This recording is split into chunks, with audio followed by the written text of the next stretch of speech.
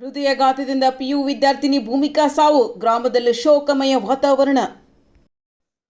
ನಿನ್ನೆ ದ್ವಿತೀಯ ಪಿಯುಸಿ ಪರೀಕ್ಷೆಯ ಮೊದಲ ದಿನವೇ ವಿದ್ಯಾರ್ಥಿನಿಯೊಬ್ಬಳು ಹೃದಯಾಘಾತದಿಂದ ನಿಧನರಾದ ದಾರುಣ ಘಟನೆ ತಾಲೂಕಿನ ಬಂಬಲವಾಡ ಗ್ರಾಮದಲ್ಲಿ ನಡೆದಿದೆ.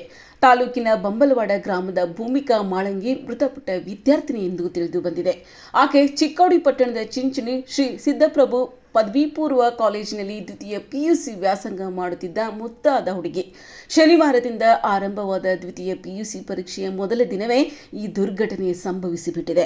ಪರೀಕ್ಷೆ ಬರೆಯಲು ಬೆಳಿಗ್ಗೆ ಬೇಗ ಎದ್ದು ಅಧ್ಯಯನ ಮಾಡಿಕೊಂಡು ಸ್ನಾನ ಮುಗಿಸಿ ಪರೀಕ್ಷಾ ಕೇಂದ್ರಕ್ಕೆ ತೆರಳಲು ಸಿದ್ಧವಾಗುತ್ತಿದ್ದ ವೇಳೆ ಆಕೆಗೆ ಏಕಾಏಕಿ ಹೃದಯಾಘಾತ ಉಂಟಾಗಿದೆ ಎನ್ನಲಾಗಿದೆ. ತಕ್ಷಣ ಕುಟುಂಬಸ್ಥರು ಆಸ್ಪತ್ರೆಗೆ ಕರೆದೊಯ್ಯಲು ಪ್ರಯತ್ನಿಸಿದರೂ ಮಾರ್ಗ ಮಧ್ಯೆಯೇ ಆಕೆ ಮೃತಪಟ್ಟಿರುವುದಾಗಿ ತಿಳಿದು ಬಂದಿದೆ.